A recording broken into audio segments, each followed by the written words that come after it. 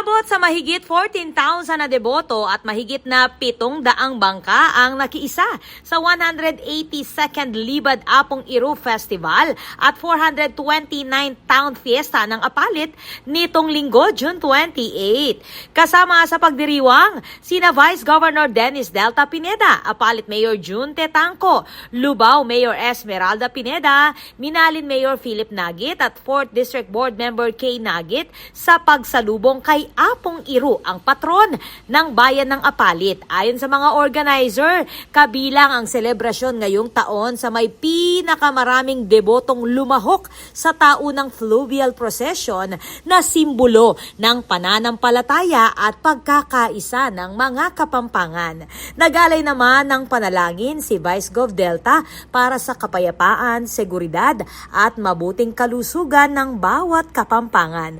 3 araw na ipinagdiriwang ng mga Apaliteño ang kapistahan bilang pasasalamat sa mga biyaya at patuloy na debosyon kay Apong Iru.